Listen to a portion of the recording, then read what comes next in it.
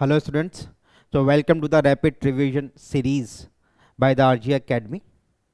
हम इस सीरीज के अंदर जेई और नीट के पर्सपेक्टिव से केमिस्ट्री के एक important chapter periodic properties of the elements के ऊपर डिस्कशन करेंगे। हम इस चैप्टर में पीरियोडिक टेबल का क्लासिफिकेशन के ऊपर चर्चा करेंगे और उसके अलावा हम बात करेंगे प्रॉपर्टीज ऑफ द एलिमेंट्स के इन जनरल ट्रेंड्स के ऊपर।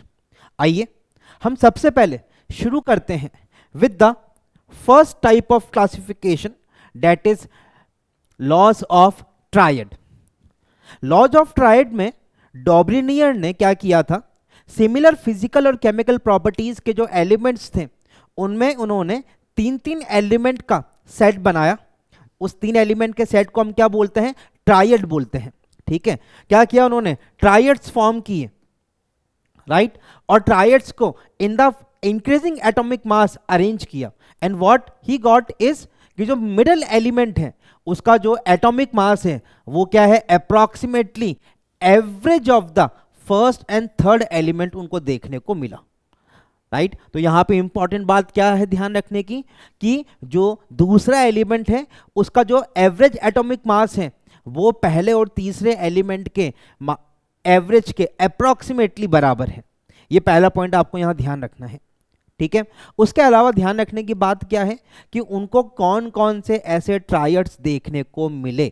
उस समय जो भी एलिमेंट्स नोन थे उनमें से जो ट्रायड्स उनको देखने को मिले वो थे लिथियम, सोडियम, पोटेशियम का एक ट्रायड था, कैल्शियम, स्ट्रोंशियम, बेरियम का एक ट्रायड था एंड क्लोरीन, ब्रोमीन, आयोडीन का एक ट्रायड था। तो इनको कितने ट्रायड्स देखने को मिले बेटा, तीन ट्रायड्स देखने को मिले। ये एग्जाम के पर्सपेक्टिव से अगर सवाल पूछेंगे आपसे लॉज ऑफ ट्रायड्स में तो यही बात पूछेंगे सबसे पहला कि जो मिडिल एलिमेंट है उसका जो एटॉमिक मास है वो क्या है, एवरेज है फर्स्ट और थर्ड एलिमेंट के एटॉमिक मासेस का, या तो एग्जैक्टली बराबर आएगा या फिर अप्रॉक्सीमेटली बराबर आएगा। और कितने ट्रायड्स देखने को मिले, तीन ट्रायड्स देखने को मिले। और तीन ट्रायड्स कौन कौन से हैं ये भी आपसे पूछ सकते हैं। तो lithium, sodium, potassium, calcium, strontium, barium and chlorine, bromine, iodine, ये तीन ट्रायड्स उनको देखने को मिले। हालांकि ये ट्रायड्स जो की फॉर्मेशन जो है हर एक जो नॉन एलिमेंट था उस समय उस पर एप्लीकेबल नहीं थी, और उसके अलावा जैसे जैसे नए एलिमेंट्स डिस्कवर होते गए ये ट्रायड्स की जो यूटिलिटी है वो कम होती चली गई। इसलिए हमने लॉज ऑफ ट्रायड को फाइनली क्या किया, डिस्कार्ड कर दिया। सेकंड जो क्लासिफिकेशन है that is laws of octave. ये लॉ किसने दिया था, ये लॉ दिया था, सबसे पहली बात ध्यान रखें, न्यूलैंड ने ये लॉ दिया था। उस समय कितने एलिमेंट्स नोन थे, 56 एलिमेंट्स नोन थे न्यूलैंड के टाइम पे। ठीक है, ऑक्टेव का मतलब क्या होता है, 8। तो न्यूलैंड ने ये बोला जब आप नॉन एलिमेंट्स को in terms of increasing atomic mass arrange करें, ठीक है, कैसे अरेंज करें, इन the increasing order of their atomic weight, what he observed is कि हर 8वें एलिमेंट की जो प्रॉपर्टी है ना वो उसके पहले एलिमेंट से मैच करती है। Every eighth element have similar physical and chemical properties as its first element। ये न्यूलैंड का लॉ ऑफ ऑक्टेव है। तो लिथियम की प्रॉपर्टी सोडियम से, पोटेशियम से, बेरिलियम की प्रॉपर्टी मैग्नीशियम, कैल्शियम से मैच करती है। बोरॉन, एल्यूमिनियम, कार्बन से लेकर nitrogen, phosphorus, oxygen, sulphur, fluorine, chlorine, ये प्रॉपर्टीज क्या करती है, मैच करती है। बट आफ्टर कैल्शियम जब उन्होंने उनकी टेबल में जो भी एलिमेंट्स को अरेंज किया था, ठीक है, तो बोरॉन, एल्यूमिनियम के बाद यहां जो एलिमेंट पुटअप किया गया था उस एलिमेंट की प्रॉपर्टी बोरॉन और एल्यूमिनियम से मैच नहीं करती थी। मतलब न्यूलैंड का जो टेबल है वो कहां तक वैलिड है, अप टू कैल्शियम वैलिड है। और ये कब फेल हो गया, after the discovery of noble gas, ये लॉ फेल हो गया। नोबल गैसेस जैसे ही इस टेबल में पुटअप की गई ये पूरा का पूरा जो लॉ ऑफ ऑक्टेव है वो क्या हो गया बेटा, फेल हो गया। हमने इसे क्या किया, डिस्कार्ड कर दिया। राइट नाउ तीसरा है लॉदरमियर कर्व। ठीक है, तो लॉदरमियर इन्होंने भी क्या किया, एलिमेंट्स को in terms of increasing atomic mass arrange किया था। ठीक है, एंड क्या किया साथ में, इन्होंने इंक्रीजिंग एटॉमिक मास में अरेंज करके एलिमेंट्स के एटॉमिक वॉल्यूम का या फिर मेल्टिंग पॉइंट का या फिर बॉइलिंग पॉइंट का कर्व ड्रॉ किया विद देयर एटॉमिक वेट, ठीक है, या तो एटॉमिक वॉल्यूम का, मेल्टिंग पॉइंट का या फिर बॉइलिंग पॉइंट का, इन्होंने क्या क्या किया बेटा, एक कर्व ड्रॉ किया against the atomic weight and he got a periodic repeated pattern. उस पैटर्न में उन्होंने क्या देखा, अगर आप ये ग्राफ को ऑब्जर्व करें तो व्हाट यू विल ऑब्जर्व कि ग्राफ के जो टॉप मोस्ट पॉइंट है वहां पे एल्कली मेटल्स प्रेजेंट है। ग्राफ के टॉप मोस्ट पॉइंट पे कौन है, एल्कली मेटल्स प्रेजेंट है। अगर आप ग्राफ को डिसेंडिंग देखोगे तो डिसेंडिंग पार्ट पे कौन प्रेजेंट है, एल्कलाइन अर्थ मेटल्स प्रेजेंट है, ठीक है। अगर आप ग्राफ को इंक्रीजिंग पार्ट पे देखोगे बेटा तो ग्राफ के इंक्रीजिंग पार्ट पे कौन कौन प्रेजेंट है, noble gases, not noble gases, halogens are present on the increasing part, ठीक है। तो टॉप मोस्ट पॉइंट पे कौन प्रेजेंट है, टॉप मोस्ट पॉइंट के ऊपर एल्कली मेटल्स प्रेजेंट है। डिसेंडिंग कर्व के ऊपर कौन प्रेजेंट है, एल्कलाइन अर्थ मेटल्स प्रेजेंट है। हालांकि beryllium is not an alkaline earth metal, और असेंडिंग पार्ट जब ग्राफ ऊपर जा रहा है तो वहां कौन प्रेजेंट है, हैलोजेंस प्रेजेंट है। And most important thing was कि ग्राफ को आप जब बॉटम पे ऑब्जर्व करोगे तो इसकी जो ब्रॉडनेस है वो बढ़ती जाती है, और ग्राफ के बॉटम पार्ट पे अगर आप ऑब्जर्व करोगे you will find the transition metals. तो इस तरीके से उन्होंने एक रिपीटेड पैटर्न ऑब्जर्व किया, ठीक है। तो लोथमिया कर्व में बस आपको ध्यान रखना है कि फिजिकल प्रॉपर्टीज जैसे कि एटॉमिक वॉल्यूम, मेल्टिंग पॉइंट या बॉइलिंग पॉइंट का कर्व ड्रॉ किया गया था अगेंस्ट द एटॉमिक वेट। और क्या क्या ऑब्जर्व हुआ, ऑब्जर्व हुआ कि ग्राफ के पीक्स पे कौन प्रेजेंट है, एल्कली मेटल्स। ग्राफ के डिसेंडिंग पार्ट पे कौन आ रहे हैं, एल्कलाइन अर्थ मेटल आ रहे हैं। Beryllium is not an alkaline earth metal, ठीक है। हैलोजेंस कहां आ रहे हैं, ग्राफ के असेंडिंग पार्ट पे आ रहे हैं। और ट्रांजिशन मेटल्स कहां प्रेजेंट है, at the minima of the graph present है। तो इसलिए उन्होंने बोला कि जो फिजिकल प्रॉपर्टीज हैं वो क्या है, पीरियोडिक फंक्शन है ऑफ देयर एटॉमिक वेट, ठीक है। मतलब फिजिकल प्रॉपर्टीज मेनली डिपेंड किस पे करती है, एटॉमिक वेट्स पे डिपेंड करती है, ओके। तीसरा, अब हम बात करते हैं मेंडलीव के पीरियोडिक टेबल पे, ठीक है। मेंडलीव ने भी क्या किया था, एलिमेंट्स को in the form of increasing atomic weight arrange किया, ठीक है।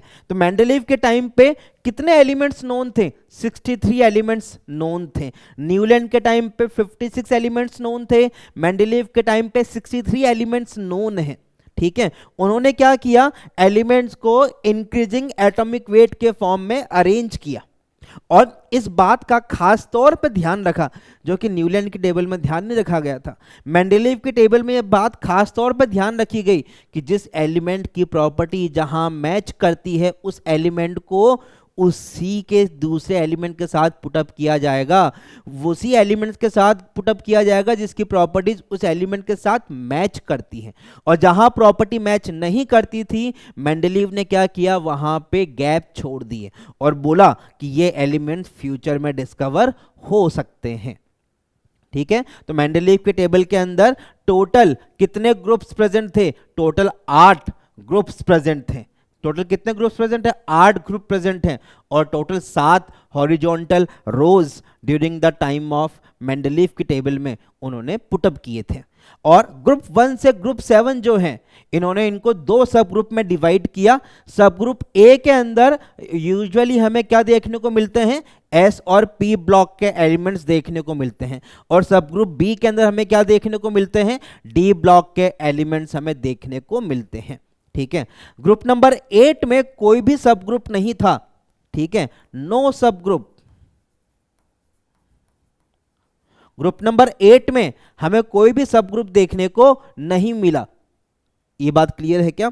और during Mendeleev noble gases discover नहीं हुई थी, लेकिन जब नोबल गैसेस डिस्कवर हुई थी तो मेंडलीव के टेबल की बहुत खास बात क्या थी कि without disturbing the existing position of the elements in the Mendeleev table, जी मेंडलीव ने क्या किया, नोबल गैसेस को उनकी टेबल में पुटअप कर दिया, और वो पुटअप कहाँ किया इन्होंने, 0 ग्रुप के अंदर पुटअप किया, ठीक है। बेसिकली जो ग्रुप नंबर आपने दिए हैं ना, those group numbers are as per their valencies, ठीक है।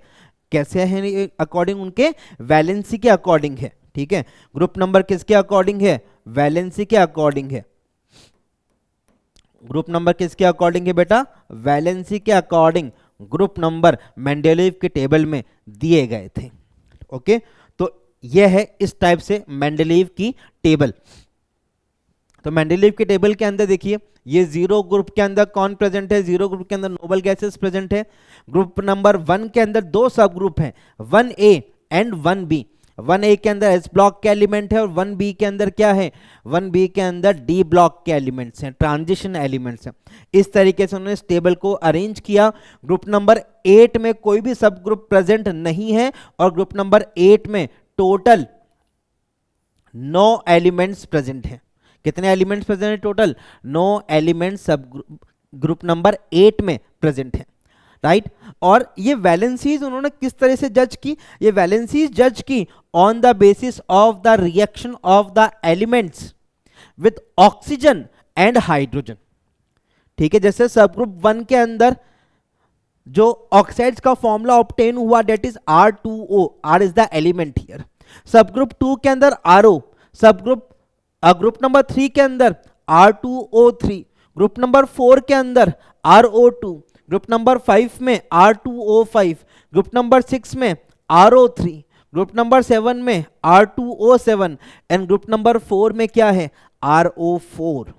ये इनका क्या है बेटा, ऑक्साइड्स का फॉर्मूला है। सिमिलरली इनके हाइड्राइड्स को भी डेवलप किया गया था, इनके हाइड्राइड्स का फॉर्मूला भी पता किया गया था। जैसे ग्रुप नंबर 7 में हाइड्राइड्स का फॉर्मूला RH था, ग्रुप नंबर 6 के अंदर RH2, ग्रुप नंबर 5 के अंदर RH3 एंड ग्रुप नंबर 4 के अंदर क्या है फॉर्मूला, RH4।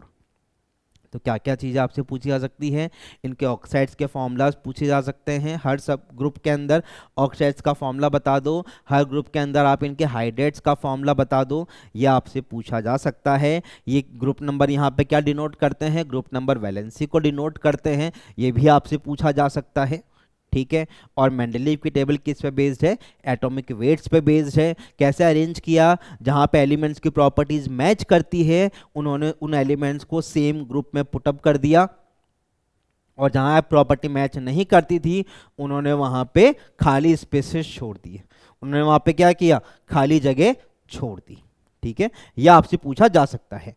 तो जहाँ पे खाली जगह छोड़ी गई थी वहाँ पे मेंडलीव ने कुछ एलिमेंट्स को प्रिडिक्ट किया था।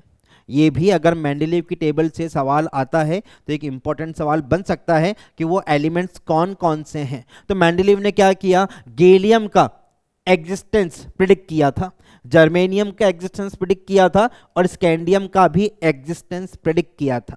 उन्होंने गैलियम को बोला एक्का एल्यूमिनियम, उन्होंने जर्मेनियम को बोला एक्का सिलिकॉन एंड स्कैंडियम को बोला एक्का बोरॉन, राइट। सिमिलरली जैसे उन्होंने बोला कि जो एक्का एल्यूमिनियम है उसका एटॉमिक वेट कितना आ सकता है 68, गैलियम का हमें कितना मिला 70 मिला, ठीक है। मेल्टिंग पॉइंट क्या होगा, एक्का एल्यूमिनियम का लो होगा, कम होगा, और गैलियम का मेल्टिंग पॉइंट क्या होता है, लो होता है 302.93 kelvin, approximately 30 degree Celsius gallium का मेल्टिंग पॉइंट है। ये पाम मेल्टिंग मेटल बोला जाता है गैलियम को, ठीक है। उसके ऑक्साइड का फॉर्मूला क्या था, E2O3 और गैलियम का था Ga2O3, क्लोराइड का फॉर्मूला ECl3 एंड गैलियम का फॉर्मूला में क्लोराइड का क्या मिला GaCl3। Similarly you can see Ekka silicon के जो प्रॉपर्टीज मेंडलीव ने प्रिडिक्ट किए थे, हमें जर्मेनियम के भी प्रॉपर्टीज सिमिलर देखने को मिले। आपको बस याद क्या क्या रखना है, आपको इस टेबल के अंदर याद रखना है कि एक्का एल्यूमिनियम गैलियम था, एक्का सिलिकॉन जर्मेनियम था, एक्का बोरॉन स्कैंडियम था, ठीक है। और आपको क्या याद रखना है, इनके ऑक्साइड्स और क्लोराइड्स के फॉर्मूलाज याद रखने हैं, ठीक है। बस इतना ही आपको यहाँ पे मेंडलीव की टेबल से ध्यान रखना है, राइट। अब मेंडलीव की टेबल के सर्टेन ड्रॉबैक्स थे। सबसे पहला, हाइड्रोजन का पोजीशन फिक्स नहीं था मेंडलीव की टेबल में, बिकॉज की प्रॉपर्टीज ग्रुप नंबर 1 से भी मैच करती है और इसकी प्रॉपर्टीज ग्रुप नंबर 7 के एलिमेंट से भी मैच करती है। अब क्योंकि मेंडलीव ने क्या किया था, इंक्रीजिंग एटॉमिक वेट्स में एलिमेंट्स को अरेंज किया था, एटम्स को अरेंज किया था, तो वहां पे आइसोटोप्स के भी तो एटॉमिक वेट्स क्या होते हैं, अलग अलग होते हैं। तो आइसोटोप्स की ऐसे कोई सेपरेट पोजीशन मेंडलीव की टेबल में नहीं दी गई। और साथ में क्योंकि मेंडलीव की खास बात क्या थी कि जहां एलिमेंट की प्रॉपर्टी मैच करती है, मेंडलीव ने उस एलिमेंट को उसी पर्टिकुलर ग्रुप के अंदर पुटअप किया था। इस बात में हुआ क्या कि मेंडलीव के टेबल का मेन बेसिस क्या था कि आप इंक्रीजिंग एटॉमिक वेट्स में अरेंज करो, लेकिन प्रॉपर्टी जहां मैच नहीं कर रही थी उन्होंने वहां पे क्या किया, तो गैप छोड़ दिया। या फिर एक और काम किया उन्होंने कि जिस एलिमेंट का एटॉमिक मास कम था उसको तो बाद में लिखा, और जिस एलिमेंट का एटॉमिक मास ज्यादा था उसको पहले लिख दिया, जस्ट टू एंश्योर कि प्रॉपर्टीज मैच करें। तो ऐसे हमें कुछ एनामेलस पेयर्स देखने को मिले। ठीक है, वो एनामेलस पेयर्स कौन कौन से हैं, एक आयोडीन और टेल्यूरियम के अंदर है। टेल्यूरियम का एटॉमिक वेट आयोडीन से ज्यादा है, लेकिन टेबल में टेल्यूरियम को क्या रखा गया, पहले रखा गया। ठीक है, अगर आप टेबल को ऑब्जर्व करोगे तो आप देखोगे बेटा कि टेल्यूरियम को पहले रखा और आयोडीन को बाद में रखा। टेल्यूरियम का एटॉमिक वेट कितना, 127.6, आयोडीन का कितना, 126.9। अगर एटॉमिक वेट्स के अकॉर्डिंग अरेंज करते तो आयोडीन पहले लिखा जाता, टेल्यूरियम बाद में लिखा जाता। लेकिन मेंडलीव ने क्या किया, बहुत अच्छी बात थी मेंडलीव की टेबल की, कि उन्होंने प्रॉपर्टीज के साथ कॉम्प्रोमाइज नहीं किया था। जहां प्रॉपर्टीज मैच करती है वहीं पे उन्होंने एलिमेंट्स को प्लेस किया था, राइट। तो इस चक्कर में उनको क्या देखने को मिले, सर्टन एनामेलस पेयर्स देखने को मिले। जहां प्रॉपर्टी मैच नहीं करती है उन्होंने एलिमेंट्स को वहां नहीं रखा। ठीक है, तो एक हमें पेयर देखने को मिला टेल्यूरियम और आयोडीन के अंदर। ठीक है, ऐसे ही आपको और कहां देखने को मिलेगा, आर्गन और पोटेशियम में भी देखने को मिलेगा। ठीक है, कहां देखने को मिलेगा, आर्गन और पोटेशियम में भी देखने को आपको मिलने वाला है। ये बात क्लियर है क्या बेटा? ठीक है, तो इस तरीके से इन्होंने एनामेलस पेयर बताए, argon, potassium, cobalt and nickel. Cobalt का एटॉमिक मास क्या है, निकल से ज्यादा है, स्टिल कोबाल्ट को क्या किया गया था, टेबल में पहले प्लेस किया गया था। तो ये मेंडलीव की टेबल से पूछे जाने वाले इंपॉर्टेंट सवाल हैं। अब हम मूव करते हैं towards the modern periodic table. Modern periodic table याद रखिए किस पे बेस्ड है, एटॉमिक नंबर पे।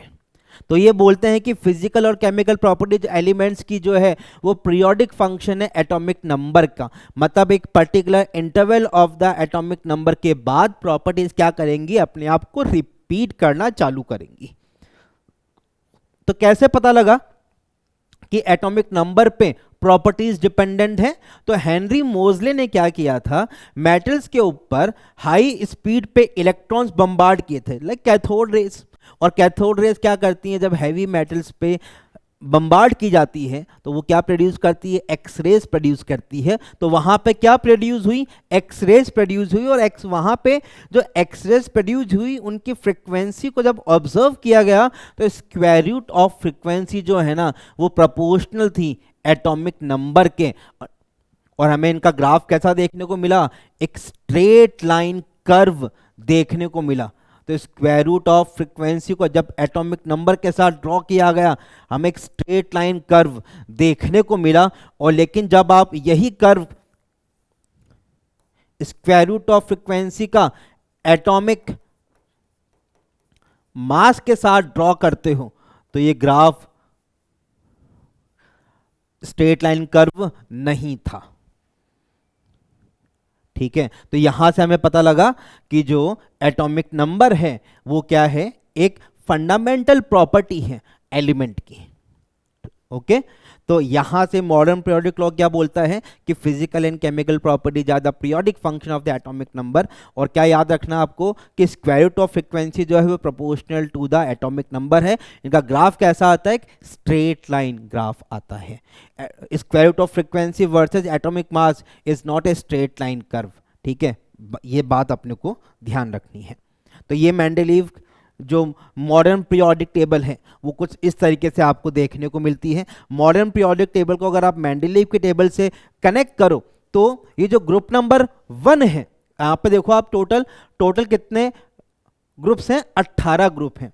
अरेबिक नंबर्स में 1 से 18 ग्रुप नंबर दिए गए थे मॉडर्न पीरियोडिक टेबल के अंदर, लेकिन मेंडलीव के टेबल में यही ग्रुप नंबर आपको किस में देखने को मिले थे, रोमन नंबर्स में देखने को मिले थे। जो ग्रुप नंबर 1 था वो रोमन नंबर ग्रुप 1 लिखा गया था। यहां पे हमने क्या किया, यूज किया है अरेबिक नंबर्स को यूज किया है। किसको यूज किया है, अरेबिक नंबर्स को यूज किया है। तो टोटल 18 ग्रुप है यहां पे, और टोटल पीरियड कितने हैं आप यहां पे, 7 पीरियड है। ठीक है, तो पहले पीरियड के अंदर कितने एलिमेंट्स है, टोटल 2 एलिमेंट्स हैं। दूसरे पीरियड में 8, तीसरे में 8, चौथे में 18, पांचवें में 18, छठे में 32, सातवें में भी कितने एलिमेंट्स हैं, 32 एलिमेंट हैं। देखो याद करने का तरीका, 2 8 8 18 18 32 32, ठीक है। 2 8 8 18 18 32 32, ये क्या है, नंबर ऑफ एलिमेंट्स हैं हर पीरियड के अंदर। ठीक है, अगर आप देखें यहाँ पे, तो अगर आप इसको मेंडलीव की टेबल से कनेक्ट करें तो मेंडलीव की टेबल के अंदर जो ग्रुप नंबर 1 था, वो जो ग्रुप नंबर 1A है वो मॉडर्न पीरियोडिक टेबल में अरेबिक ग्रुप नंबर 1 है। मेंडलीव की टेबल में जो ग्रुप नंबर 2A है वो मॉडर्न पीरियोडिक टेबल में ग्रुप नंबर 2 है, राइट। मेंडलीव की टेबल में जो ग्रुप नंबर 3A था वो मॉडर्न पीरियोडिक टेबल में ग्रुप नंबर 13 है। Group number 4A group number 14 है। Group number 5A group number 15 है। Group number 6A group number 16 है। Group number 7A group number 17 है। और 0 ग्रुप यहाँ पे कितना है, 18th ग्रुप है। ऐसे ही जो डी ब्लॉक के एलिमेंट्स हैं वो सब के सब किस में आते हैं, सब ग्रुप बी के अंदर आते हैं। तो सब ग्रुप बी जो है वो ग्रुप नंबर 3 से लेके ग्रुप नंबर 12 तक जाता है। ग्रुप नंबर 1B के अंदर ग्रुप नंबर 11 है। ग्रुप नंबर 1B में कौन सा, ग्रुप नंबर 11 है। ग्रुप नंबर 2B के अंदर कौन सा ग्रुप नंबर मैच करता है, ग्रुप नंबर 12 मैच करता है। Then group number 3B group number 3, group number 4B group number 4, group number 5B group number 5, group number 6B group number 6, group number 7B group number 7, और ऐसे ही जो group number 8 9 10 है वो Mendeleev की table के group number 8 के part हैं। ठीक है, तो ये सिमिलैरिटी है, ये एनालॉजी है, ये आप रिलेट कर सकते हो इस तरीके से मेंडलीव की टेबल को और मॉडर्न पीरियोडिक टेबल को। ठीक है, अब यहाँ पे इस टेबल के अंदर आप देखें तो ये ग्रुप नंबर 1 है और ये ग्रुप नंबर 2 है। ये क्या है, एस ब्लॉक के एलिमेंट हैं। ग्रुप नंबर 13 से लेके ग्रुप नंबर 18 कौन से ब्लॉक के एलिमेंट हैं, पी ब्लॉक के एलिमेंट्स हैं। कौन से ब्लॉक के एलिमेंट्स है बेटा, ये पी ब्लॉक के एलिमेंट्स हैं ये। सो ये पी ब्लॉक के एलिमेंट्स हैं यहाँ पे, ये एस ब्लॉक के एलिमेंट हैं, ये डी ब्लॉक के एलिमेंट हैं, और ये एफ ब्लॉक के एलिमेंट हैं, राइट। तो कभी कभी ये मॉडर्न पीरियोडिक टेबल को बोहर टेबल भी बोल दिया जाता है, बिकॉज बोहर ने क्या किया था, एसपीडीएफ जो ऑर्बिटल्स हैं इनको डिफाइन किया था। ठीक है, तो 2 ग्रुप हैं, ग्रुप 1 ग्रुप 2, ये एस ब्लॉक को बिलोंग करते हैं। पी ब्लॉक को बिलोंग करने वाले कितने ग्रुप है बेटा, 6 ग्रुप है, ग्रुप नंबर 13 से ग्रुप नंबर 18।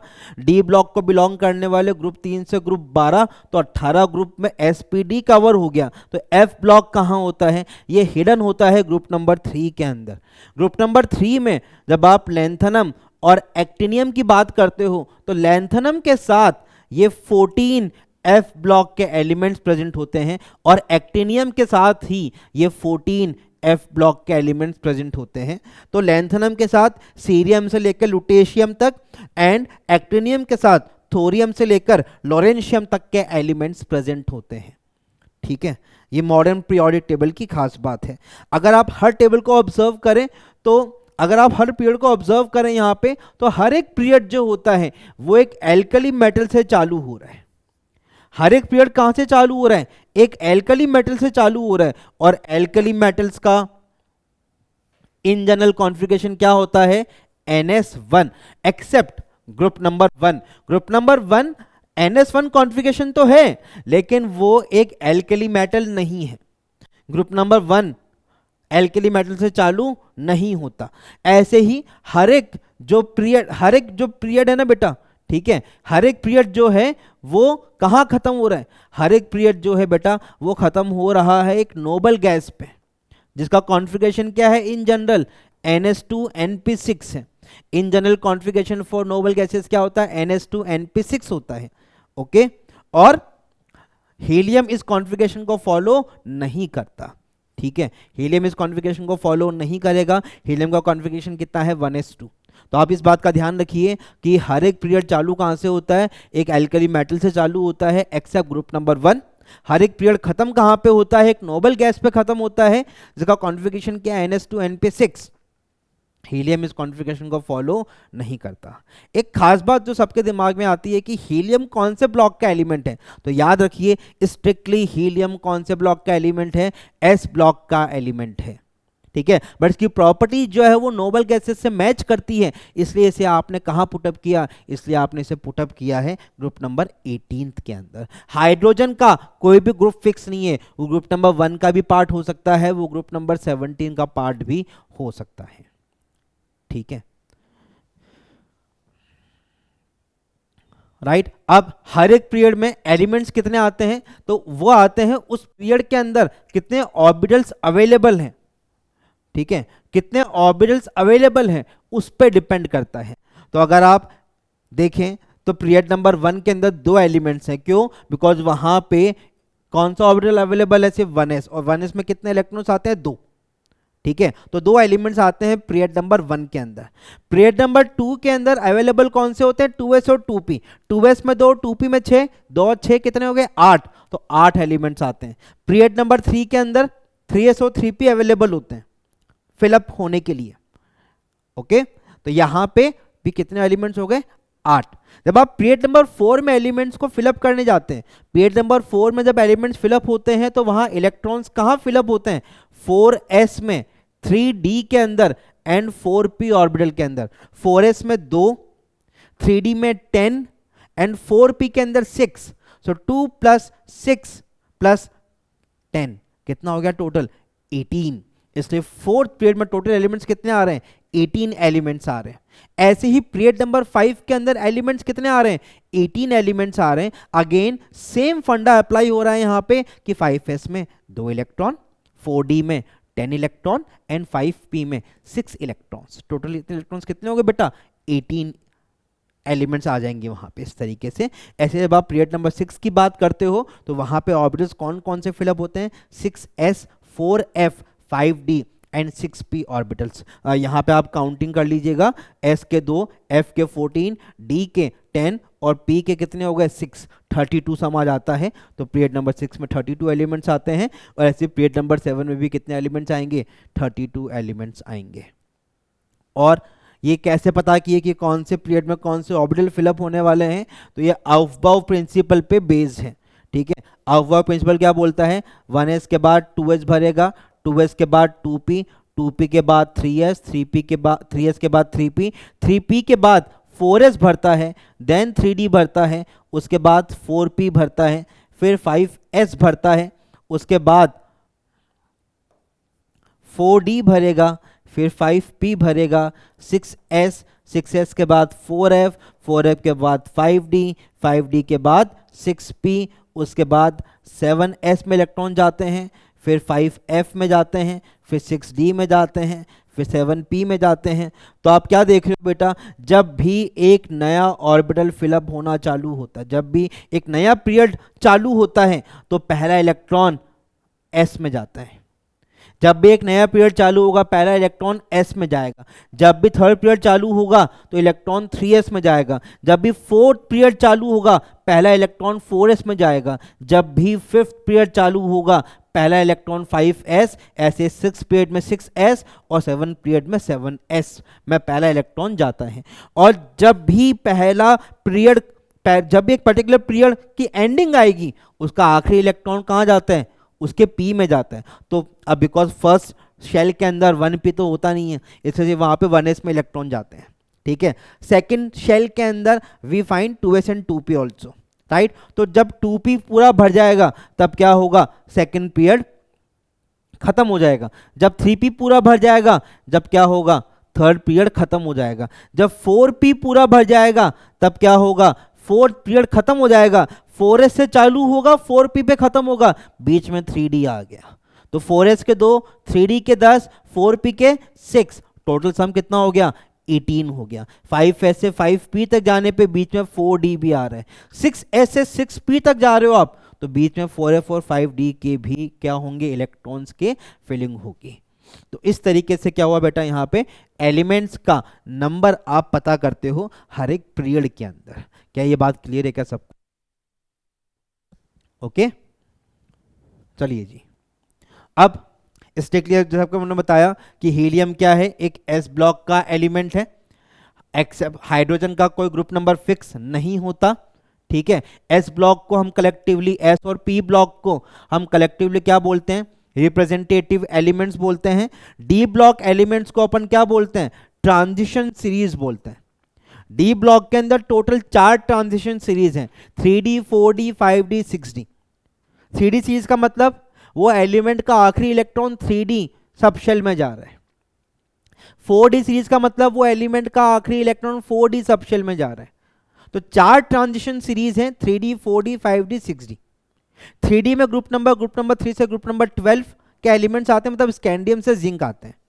लेकिन एक खास बात ध्यान रखिएगा कि ग्रुप नंबर 3 से ग्रुप नंबर 12 के एलिमेंट्स ट्रांजिशन सीरीज कहलाते हैं, लेकिन ग्रुप 12 के एलिमेंट्स को अपन ट्रांजिशन एलिमेंट्स नहीं बोलते। ट्रांजिशन सीरीज ग्रुप 3 से ग्रुप 12 है, लेकिन ग्रुप 12 के एलिमेंट्स ट्रांजिशन मेटल्स नहीं कहलाते, वो ट्रांजिशन एलिमेंट्स नहीं कहलाते। क्यों नहीं कहलाते? Because according to the IUPAC transition elements के डेफिनेशन क्या है बेटा, ट्रांजिशन एलिमेंट्स की डेफिनेशन है कि इनके पास क्या होना चाहिए, इनकम्प्लीट डी सबशेल होना चाहिए, ठीक है। क्या होना चाहिए इनके पास, एटम के अंदर या तो इनकम्प्लीट डी सबशेल होना चाहिए, या फिर ये जो कैटायन फॉर्म कर रहे हैं उसमें इनकम्प्लीट डी सबशेल आ जाए। या तो एटम के अंदर या फिर इनके कैटायन के अंदर किसी एक में भी अगर क्या आ गया, किसी एक में भी अगर इनकम्प्लीट डी सबशेल आपको देखने को मिल गया ना, तो वो क्या होगा, ट्रांजिशन मेटल होगा।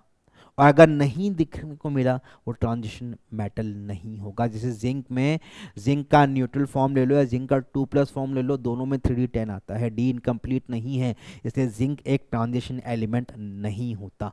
तो ये बात ध्यान रखिएगा, एक इम्पॉर्टेंट बात है, ट्रांजिशन सीरीज और ट्रांजिशन एलिमेंट्स का डिफरेंस सही है, ठीक है। एफ ब्लॉक एलिमेंट जैसा कि आपको मैंने बताया 2 सीरीज होती है, पहला सीरीज लेंथेनॉइड है, दूसरा सीरीज क्या है, एक्टेनॉइड है। लेंथेनॉइड सीरियम से लुटेशियम तक जाता है और एक्टेनॉइड थोरियम से लॉरेंशियम तक जाता है। इन्हें अपन क्या बोलते हैं, इनर ट्रांजिशन एलिमेंट्स बोलते हैं। फिर जो एलिमेंट्स यूरेनियम के बाद में आते हैं उन्हें क्या बोला जाता है, ट्रांस यूरेनियम एलिमेंट्स बोला जाता है। ऐसे ही पिच ब्लेंड जो होता है वो क्या होता है, यूरेनियम का ओर है, उस कि वहां से हमें कौन कौन से एलिमेंट्स अदर देन यूरेनियम देखने को मिलते हैं, neptunium, plutonium, actinium and protactinium, right. ये 4 एलिमेंट्स का नाम ध्यान रखना, neptunium, plutonium, actinium and protactinium, right. ये हमें पिच ब्लेंड के अंदर देखने को मिलेंगे। अब बात करते हैं नॉमेनक्लेचर। ये भी काफ़ी बार ये सवाल आ चुके हैं कि जब एटॉमिक नंबर क्या हो, 100 से ज़्यादा हो, तब वहाँ पे नॉमेनक्लेचर एलिमेंट्स का क्या होता है।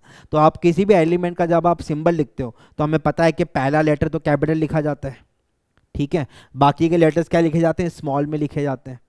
कोई भी 2 एलिमेंट्स के सिंबल सेम नहीं हो सकते, इसलिए क्या किया उन्होंने, सर्टन जो नंबर्स हैं उनके लिए कुछ एब्रिवेशन और नाम डिफाइन किए। 0 के लिए नील, एब्रिवेशन N है। 1 के लिए अन, एब्रिविएशन U है। Bi, tri, quad, pent, hex, sept, oct, N। और सिंबल क्या है, NUBTQPHSOE, ये इनके सिंबल हैं, ठीक है। ये ध्यान रखिएगा, right, nil, un, bi, tri, quad, pent, hex, sept, oct, N। और लास्ट में बस जब आप नाम जब लिखते हो ना बेटा, तो लास्ट में एक सफिक्स यूज किया जाता है, EM। ये भी ध्यान रखिएगा, लास्ट में क्या यूज किया जाता है, एक सफिक्स EM का यूज किया जाता है, ठीक है। जैसे अगर आपसे कोई बोले कि एटॉमिक नंबर 101 का IUPAC नाम क्या होगा, तो 101, तो 1 के लिए अन, 0 के लिए नील, 1 के लिए अगेन अन, और लास्ट में क्या लगा देंगे अपन, लास्ट में इन लगा देंगे, तो अनिल अनियम। सो अनिल अनियम ये इसका नाम है। इसका सिंबल क्या होगा, 1 के लिए यू यूज होता है, 0 के लिए एन, और अगेन 1 आ रहा तो U, U N U, U N U क्या है इसका सिंबल है। ठीक है, बाकी इसको अपन क्या बोलते हैं, मेंडेलिवियम बोलते हैं। ऐसे ही 102 के अंदर क्या होगा, 1 के लिए अन, 0 के लिए नील, 2 के लिए bi, so un nil bi, और लास्ट में क्या लगा देंगे अपन, ईएम लगा देंगे, राइट। अब यहाँ पे क्या हो रहा है, 2 आई एक साथ नहीं आ सकते, तो बाई का आई और ईएम का आई एक साथ नहीं आए थे, तो इसलिए क्या करते हैं, बाई का जो आई है उसे हम हटा देते हैं। ठीक है, तो अनिल बाइयम, अनिल ट्राइयम, यहां पे भी क्या किया, एक आई हटा दिया। फिर अनिल क्वाडियम, अनिल पेंटियम, अनिल हेक्सियम, अनिल सेप्टियम, अनिल ऑक्टियम, अनिल एनियम। उसके बाद 110 में अन निल, स्पेलिंग में खास बात ध्यान रखिए, 110 में 2 एल रिपीट हो रहे हैं, 110 में क्या हो रहे हैं, 2 एल रिपीट हो रहे हैं। ठीक है, उसके बाद 111 के अंदर भी आप देखो, अन अन अन, एक एन रिपीट हो रहा है।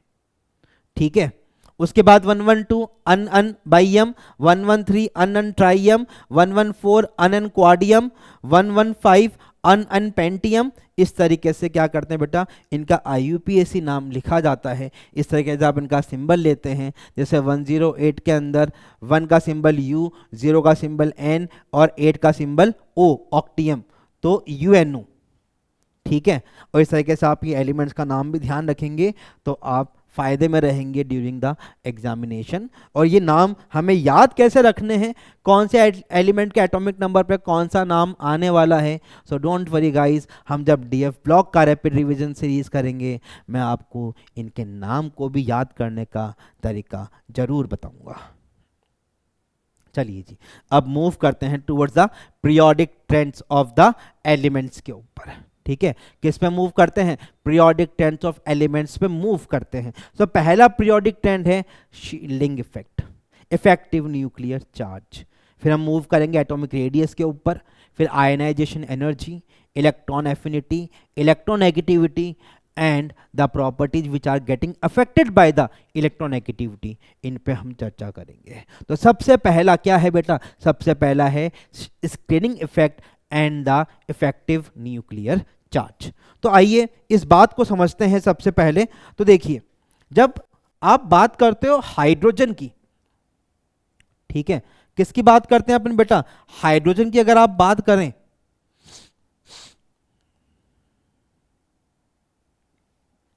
तो हाइड्रोजन क्या होता है, हाइड्रोजन एक यूनी इलेक्ट्रॉनिक स्पीशी है। तो यहां पे हाइड्रोजन और न्यूक्लियस के बीच में कोई दूसरा इलेक्ट्रॉन प्रेजेंट नहीं है। हाइड्रोजन का ये जो इलेक्ट्रॉन है और जो न्यूक्लियस है, इनके बीच में कोई भी दूसरा इलेक्ट्रॉन प्रेजेंट नहीं है। तो हाइड्रोजन या फिर हाइड्रोजन की स्पीशीज के अंदर क्या होता है, हाइड्रोजन और हाइड्रोजन की स्पीशीज के अंदर सिर्फ न्यूक्लियस और इलेक्ट्रॉन के अट्रैक्शन हैं, वहां पे इलेक्ट्रॉन इलेक्ट्रॉन रिपल्शन प्रेजेंट नहीं है, राइट, वहां पे इलेक्ट्रॉन इलेक्ट्रॉन की रिपल्शन प्रेजेंट नहीं है। ये बात ध्यान रखिए आप। ठीक है, तो पूरा का पूरा जो न्यूक्लियस का अट्रैक्टिव फोर्स है वो उस इलेक्ट्रॉन को अपनी तरफ अट्रैक्ट करने में यूज हो रहा है। लेकिन जब आप बात करते हो किसकी, मल्टी इलेक्ट्रॉनिक स्पीशीज की, किसकी बात करते हो आप, मल्टी इलेक्ट्रॉनिक स्पीशीज की अगर आप बात करूं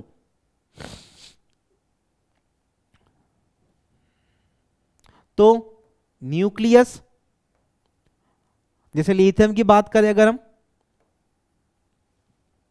तो यहां पे बेटा अलग अलग टाइप के फोर्सेस लग रहे हैं। ठीक है, यहां पे क्या हो रहे हैं बेटा, अलग अलग टाइप के फोर्सेस लग रहे हैं। जैसे यहां पे ये इलेक्ट्रॉन इलेक्ट्रॉन रिपल्शन आपको देखने को मिल रहा है, ठीक है, और साथ ही में आपको यहां पे क्या देखने को मिल रहा है, न्यूक्लियस और इलेक्ट्रॉन का अट्रैक्शन देखने को मिल रहा है, राइट। तो यहां पे 3 टाइप के आपको फोर्सेस देखने को मिल रहे हैं। 2 तो रिपल्सिव फोर्सेस हैं इस इलेक्ट्रॉन के ऊपर, ठीक है, दो क्या है बेटा, रिपल्सिव फोर्सेस हैं और एक अट्रैक्टिव फोर्स आपको देखने को मिल रहा है। तो इस इलेक्ट्रॉन पे लगने वाला जो नेट अट्रैक्टिव फोर्स है वो क्या होगा, इस attractive force by the nucleus और ये दोनों रिपल्सिव फोर्स का नेट वेक्टर समेशन होगा, राइट। तो इस इलेक्ट्रॉन पर अब लगने वाला जो न्यूक्लियस का पूरा चार्ज है वो नहीं लग रहा वहां पे, न्यूक्लियस का पूरा अट्रैक्टिव फोर्स इस इलेक्ट्रॉन पे नहीं लग रहा। सर्टन अट्रैक्टिव फोर्स क्या हो गया, ये रिड्यूस हो गया due to the repulsive forces by the electrons. इसका मतलब क्या हो गया कि ये जो आउटर शेल का इलेक्ट्रॉन है it is getting shielded by the inner electrons, ठीक है, that is getting shielded by the inner electron. तो ये जो डिक्रीमेंट आया फोर्स ऑफ अट्रैक्शन के अंदर, so this decrement in the force of attraction on the valence electron by the inner core electron due to the repulsive forces, इसको अपन क्या बोलते हैं, शील्डिंग इफेक्ट बोलते हैं। और इस शील्डिंग इफेक्ट की वजह से जो डिक्रीमेंट आया न्यूक्लियस के चार्ज का उसे अपन क्या बोलते हैं, स्क्रीनिंग कांस्टेंट बोलते हैं। तो ये इनर कोर के इलेक्ट्रॉन्स की वजह से ये टेस्ट इलेक्ट्रॉन पे जो नेट अट्रैक्टिव फोर्स लग रहा है वो पहले के मुकाबले कम है जब इनर कोर में कोई भी इलेक्ट्रॉन प्रेजेंट नहीं है। तो in presence of the inner core electrons, इस आउटर कोर के इलेक्ट्रॉन पे जो लगने वाला इफेक्ट न्यूक्लियर चार्ज है उसे अपन क्या बोलेंगे, जेड इफेक्टिव बोलेंगे, ठीक है। तो जेड इफेक्टिव कैसे निकालेंगे, न्यूक्लियर चार्ज जो न्यूक्लियस पे एक्चुअली प्रोटॉन्स बैठे हैं उनका total charge minus inner core के इलेक्ट्रॉन्स की वजह से कितना न्यूक्लियर चार्ज में डिक्रीमेंट आ रहा है, जिसे अपन क्या बोल रहे हैं, शील्डिंग कांस्टेंट बोल रहे हैं। तो जेड इफेक्टिव किसके बराबर होगा, जेड माइनस सिग्मा के बराबर होगा, ओके। तो जितनी ज्यादा शील्डिंग होगी, मतलब जितना ज्यादा ये सिग्मा का वैल्यू होगा, ठीक है, उतना ही कम क्या होगा, जेड इफेक्टिव होगा। तो greater the shielding on the electron smaller will be the Z effective and greater will be it's energy. तो याद रखिएगा ये लाइन एग्जाम पर्सपेक्टिव से कि जितना ज़्यादा शील्डिंग लगेगा उतना ही कम जेड इफेक्टिव लगेगा और उतनी ही ज़्यादा क्या होगी, उस इलेक्ट्रॉन की एनर्जी होगी। ये फर्स्ट पॉइंट। और एक इलेक्ट्रॉन जितना ज़्यादा न्यूक्लियस के पास में जा सकता है, जितना ज़्यादा उसका पेनिट्रेशन होगा उस इलेक्ट्रॉन पे क्या होगा, जेड इफेक्टिव उतना ही ज़्यादा लगेगा, उसकी एनर्जी क्या होगी, उतनी ही ज़्यादा कम होगी। और जो इलेक्ट्रॉन ज़्यादा पेनिट्रेट कर पा रहा है एटम को, जो न्यूक्लियस के पास में ज़्यादा जा पा रहा है, वो क्या करेगा, अपने से बाहर के इलेक्ट्रॉन्स को शील्ड कर लेगा, इफेक्टिवली शील्ड करेगा। मतलब जब आप कंपैरिजन करो 1s और 2s के इलेक्ट्रॉन में से कौन 3s के इलेक्ट्रॉन को ज़्यादा शील्ड करेगा, डेट इज 1s का इलेक्ट्रॉन। 1s का इलेक्ट्रॉन 2s के इलेक्ट्रॉन के मुकाबले 3s के इलेक्ट्रॉन को ज़्यादा शील्ड करता है, ठीक है, ये बात ध्यान रखिए, राइट। और सेम शेल के अंदर अगर आप देखें तो सेम शेल में s के इलेक्ट्रॉन जो होते हैं वो p के इलेक्ट्रॉन से, d के इलेक्ट्रॉन से और f के इलेक्ट्रॉन से ज़्यादा शील्डिंग देते हैं, बिकॉज इनका पेनिट्रेशन क्या है, ज़्यादा है। तो s के इलेक्ट्रॉन का पेनिट्रेशन ज़्यादा होता है, s के इलेक्ट्रॉन्स पे जेड इफेक्टिव ज़्यादा लगेगा, s के इलेक्ट्रॉन्स की एनर्जी कम होगी और s का इलेक्ट्रॉन क्या करेगा, अपने से बाहर वाले इलेक्ट्रॉन्स को ज़्यादा बढ़िया से शील्ड करेगा in comparison to the p, d या f का इलेक्ट्रॉन।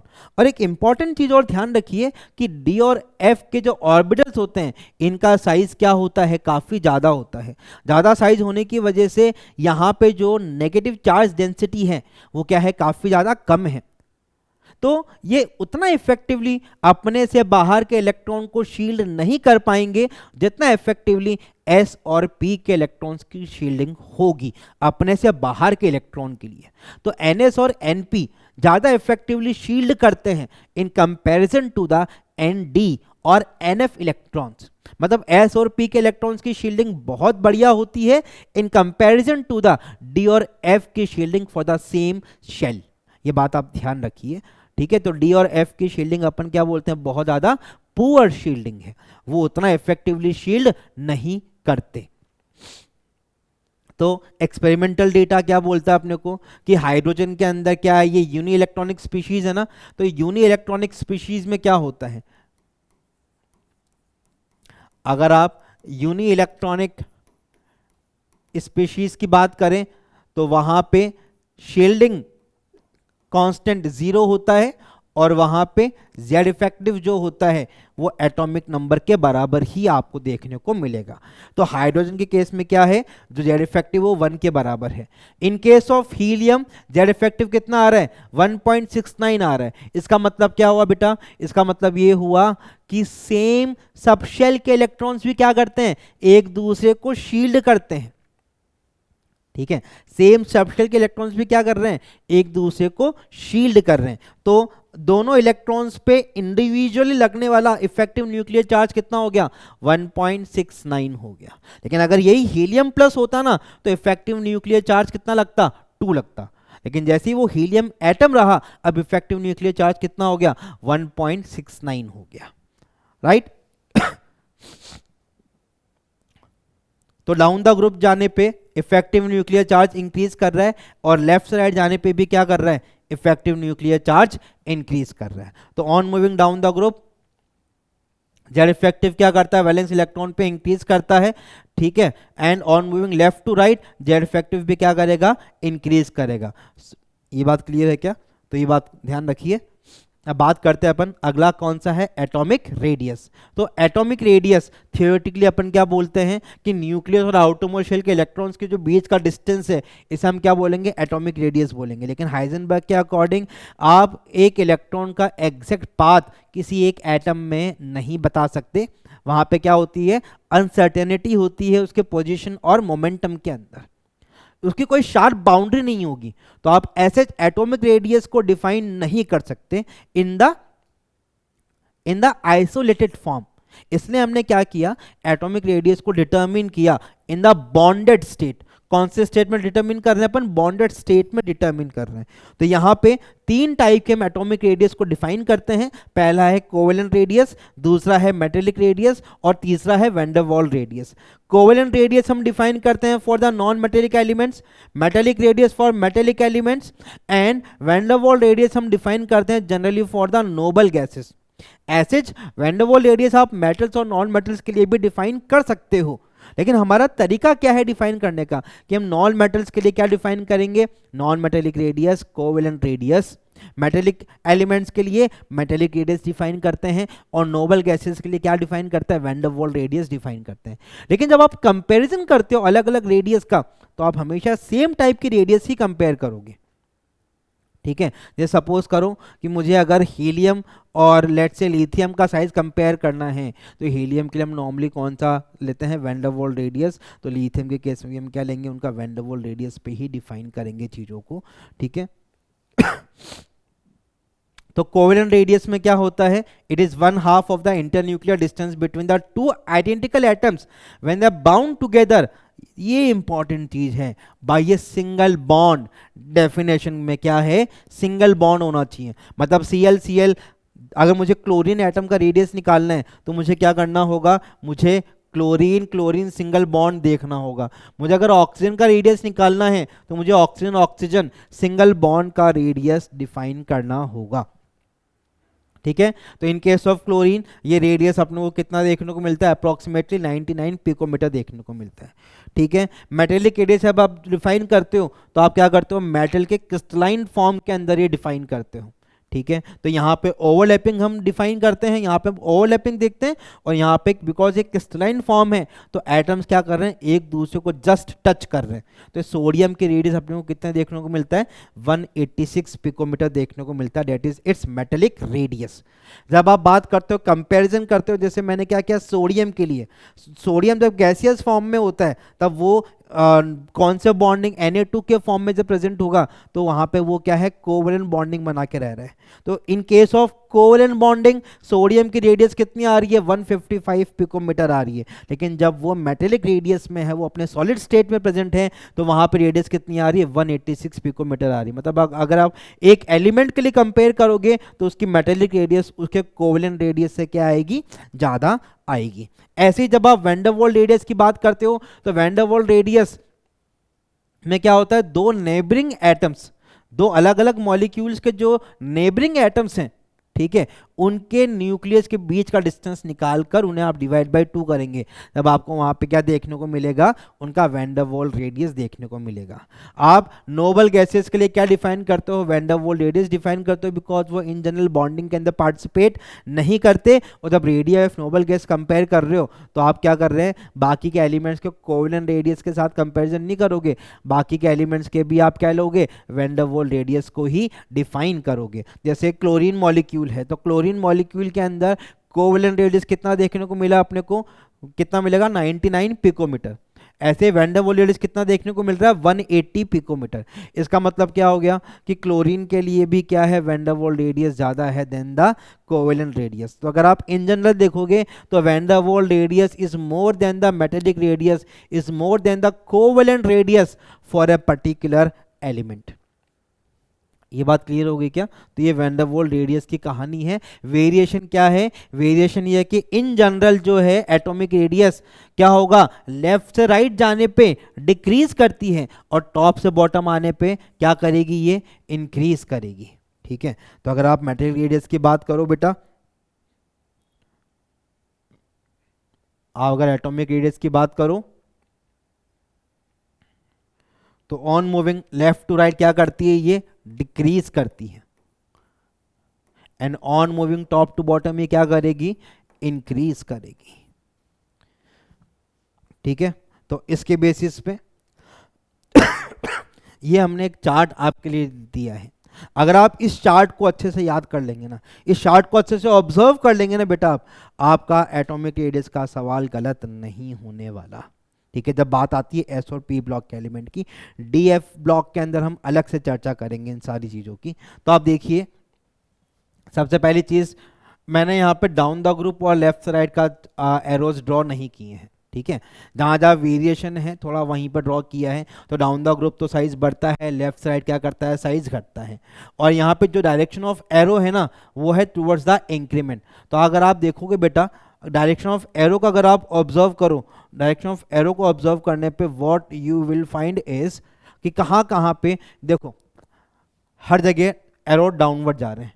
एक एक्सेप्शन कहाँ देखने को मिलता है आपको, एक एक्सेप्शन आपको इस जगह देखने को मिलेगा। ठीक है, एल्यूमिनियम गैलियम एक एक्सेप्शन है।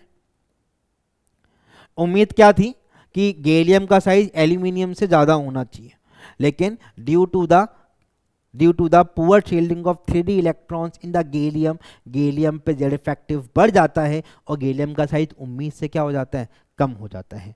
राइट, तो पी ब्लॉक में साइज का डाउन द ग्रुप आने पे ये एक ही एक्सेप्शन है, एल्यूमिनियम गैलियम।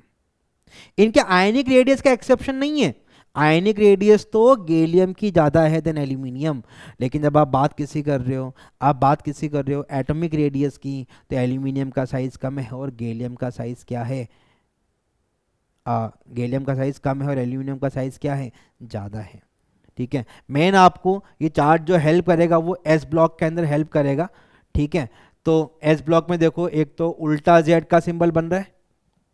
अगर आप एस ब्लॉक में ऑब्जर्व करोगे तो बेटा एक उल्टा जेड का सिंबल बन रहा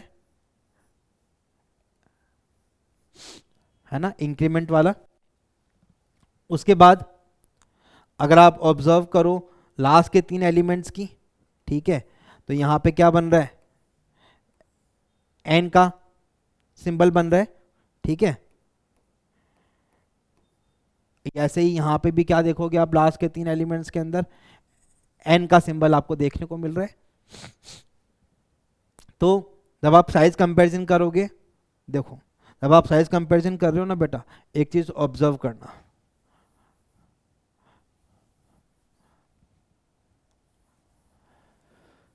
एक चीज ऑब्जर्व करो आप यहां पे कि बेरियम से बड़ा साइज किसका है, पोटेशियम का है। ठीक है, तो ये चीज ध्यान रखना, सोडियम से बड़ा कौन है, कैल्शियम। सोडियम से बड़ा कौन है, कैल्शियम। यहां पे भी आप इस तरीके से एरो का साइन का ध्यान दो। ठीक है, एरो का साइन का ध्यान दो आप यहां पे। तो सोडियम से बड़ा कैल्शियम, कैल्शियम से बड़ा स्ट्रोंशियम, बेरियम, बेरियम से बड़ा पोटेशियम।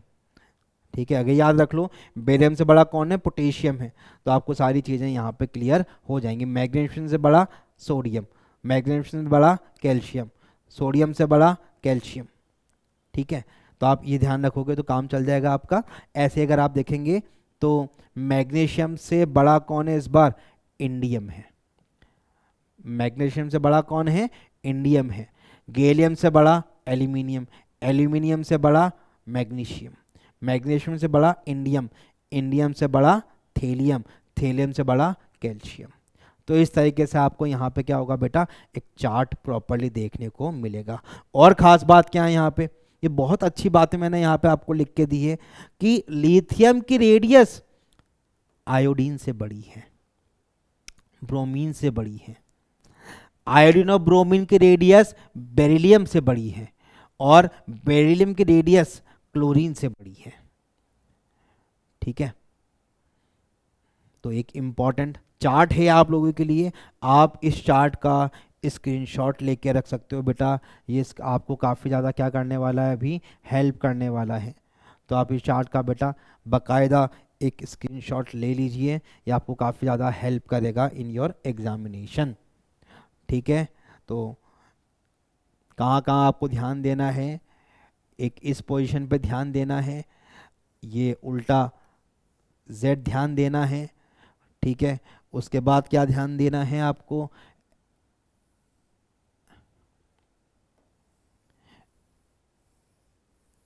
n की फॉर्मेशन ध्यान देनी है। ठीक है, मैग्नीशियम से बड़ा कौन, इंडियम, और सोडियम से बड़ा कौन, कैल्शियम। ठीक है, ये चार्ट का ध्यान देंगे तो आपका काम बन जाएगा। अब बात आती है किसकी, आयनिक रेडियस की। तो दो टाइप के रेडियस होते हैं, cationic radius and anionic radius. Cationic radius क्या होती है बेटा, न्यूट्रल एटम से कम होती है, और एनायनिक रेडियस क्या होती है, एनायनिक रेडियस न्यूट्रल एटम से ज़्यादा होती है। ठीक है, तो कैटायनिक रेडियस किस पे डिपेंडेंट है, कैटायनिक रेडियस चार्ज पे डिपेंडेंट है। जैसे जैसे चार्ज बढ़ेगा, चार्ज बढ़ने पे क्या होगा, रेडियस कम होती जाएगी। और एनायनिक रेडियस में क्या होगा, जैसे जैसे नेगेटिव चार्ज बढ़ेगा तो एनायनिक रेडियस क्या करती जाएगी, बढ़ती चली जाएगी। ठीक है, फिर आइसोइलेक्ट्रॉनिक स्पीशीज़ में तो इसका डेफिनेशन इंपॉर्टेंट है कि दो और दो से ज़्यादा स्पीशीज़ जहाँ पे सेम नंबर ऑफ एटम्स हो, same number of valence electrons हो, और सेम क्या हो उनका स्ट्रक्चर हो, तो वो एलिमेंट्स क्या कहलाते हैं, आइसोइलेक्ट्रॉनिक स्पीशीज़ कहलाते हैं। मोनोएटॉमिक स्पीशीज़ के अंदर क्या होता है, अगर सेम नंबर ऑफ इलेक्ट्रॉन्स है तो आप इन्हें क्या बोल देते हो, आइसोइलेक्ट्रॉनिक स्पीशीज़ बोल देते हो। और जब same number of valence electrons आपको देखने को मिल रहे हैं यहाँ पे, total same number of electrons आपको देखने को मिल रहे हैं यहाँ पे, तब आप क्या बोलोगे कि जैसे जैसे क्या होगा बेटा, पॉजिटिव चार्ज बढ़ता जाएगा, पॉजिटिव चार्ज बढ़ने पे क्या होगा, रेडियस कम होती जाएगी। जैसे जैसे नेगेटिव चार्ज बढ़ेगा तो रेडियस क्या करेगी, बढ़ेगी। और जैसे पॉजिटिव चार्ज बढ़ेगा तो रेडियस क्या करेगी, घटेगी। लेकिन किसके अंदर अपन बोल रहे हैं, आइसो इलेक्ट्रॉनिक स्पीशीज़ के अंदर ही अपन कंपेरिजन करने को बोल रहे हैं आपसे। फिर अगला कौन सा है बेटा, अगला है आयनाइजेशन एनर्जी।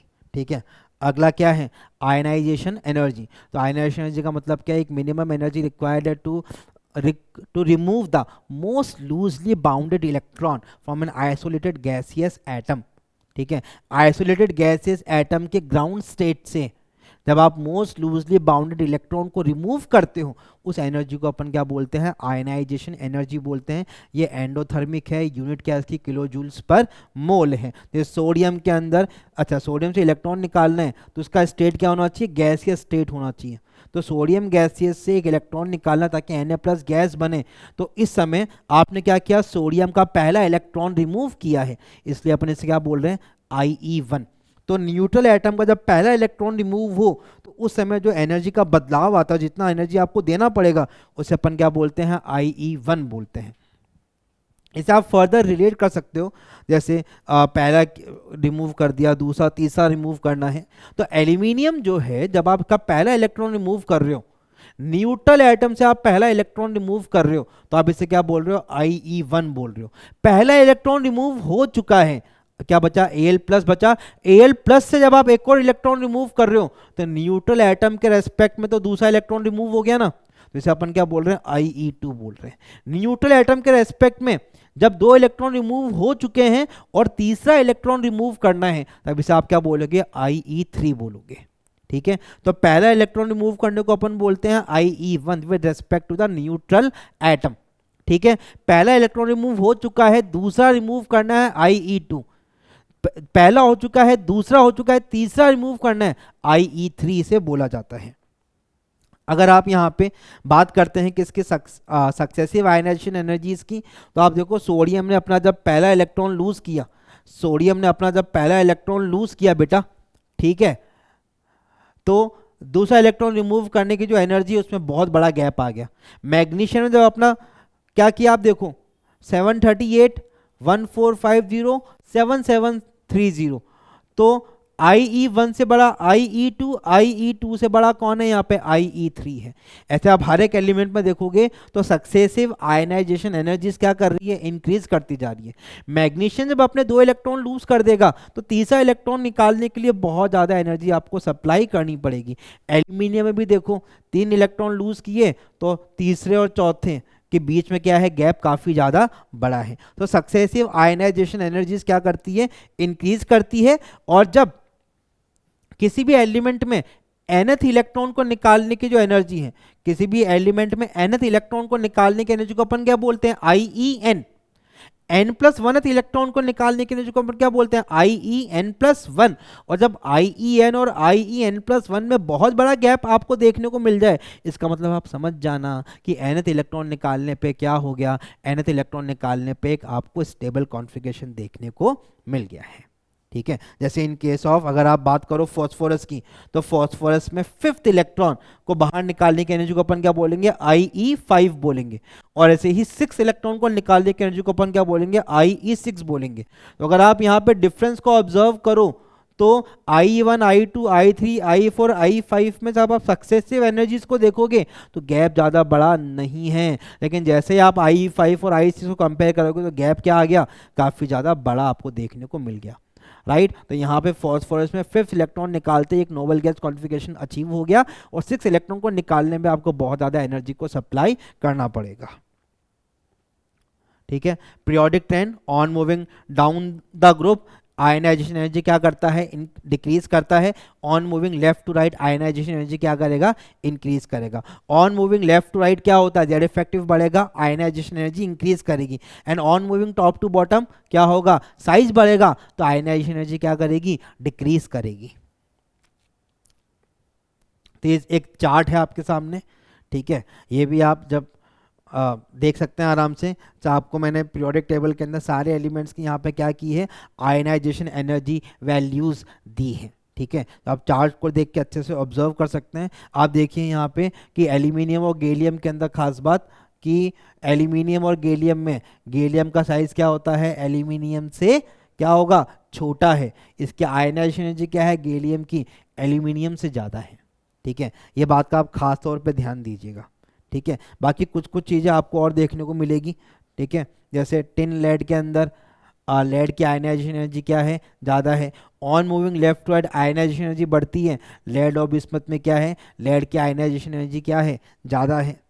ठीक है, तो इस तरीके से आप कुछ कुछ चीज़ें ऑब्जर्व करेंगे यहाँ पे, तो आप अच्छे से समझ जाएंगे इस चार्ट को आपको याद कैसे रखना है। कुछ कुछ जो एग्जाम में आपसे पूछे जाते हैं, सेकेंड पीरियड एलिमेंट और थर्ड पीरियड 13 से लेके 18 ग्रुप में, राइट, तो आपको यहाँ पे कुछ कुछ चीज़ों का ध्यान रखना है कि एक यहाँ पे ये एक्सेप्शन है और यहाँ पे ये एक्सेप्शन है। ऐसे एल्यूमिनियम मैग्नीशियम में एक्सेप्शन है और सल्फर फॉस्फोरस में एक्सेप्शन है। यहाँ पे हमें पता है half fill full fill configuration आते हैं।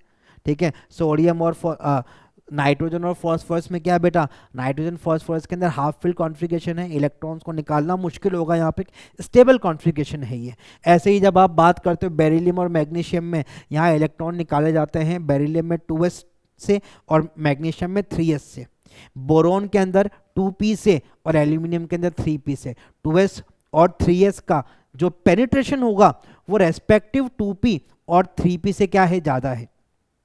पेनिट्रेशन ज़्यादा होने की वजह से 2s के इलेक्ट्रॉन पे जेड इफेक्टिव क्या लग रहा है, ज़्यादा लग रहा है। और जब वहाँ पे जेड इफेक्टिव ज़्यादा लग रहा है तो उसके इलेक्ट्रॉन को निकालना क्या होगा, मुश्किल होगा।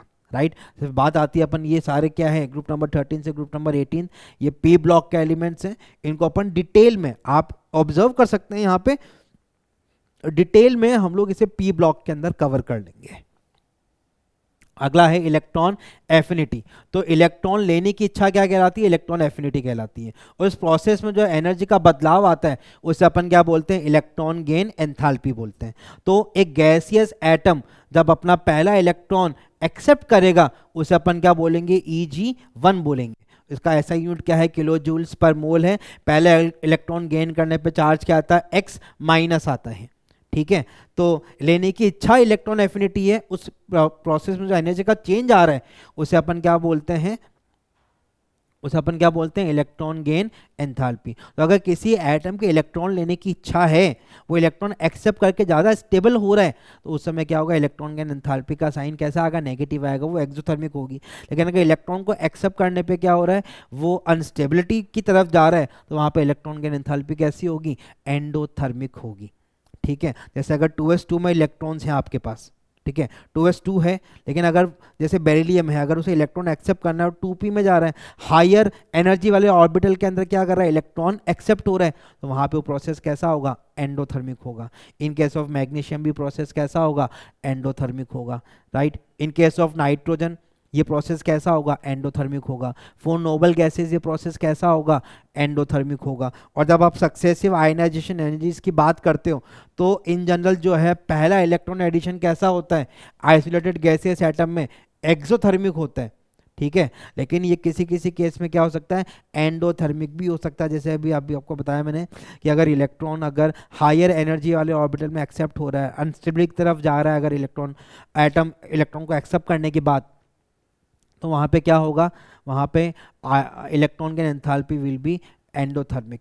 इलेक्ट्रॉन एक्सेप्ट करने का प्रोसेस कैसा होगा? एंडोथर्मिक होगा। लेकिन अगर वहाँ पे स्टेबिलिटी आ रही है इलेक्ट्रॉन को एक्सेप्ट करने पे, तब प्रोसेस कैसा हो जाएगा? एक्सोथर्मिक होगा। तो सक्सेसिव आयनाइजेशन एनर्जी, तो पहला Eg1 क्या होता है? जनरली एक्सोथर्मिक होता है, लेकिन Ege2 या फिर Ege3 ऑनवर्ड्स ये सब के सब कैसे हैं? एंडोथर्मिक है ड्यू टू द रिपल्शंस। ठीक है, जैसे ऑक्सीजन के अंदर क्या है? अच्छा, एक और चीज़, Ege1 का जो मैग्नीट्यूड है वो Ege2 के मैग्नीट्यूड से क्या होता है? कम होता है। तो पहला इलेक्ट्रॉन गेन करने पे O माइनस बनेगा, -141 किलो जूल पर मोल। दूसरा इलेक्ट्रॉन जब O minus gain, O oxygen atom जब दूसरा इलेक्ट्रॉन गेन करेगा तब +744। ओवरऑल प्रोसेस कैसा है? एंडोथर्मिक है।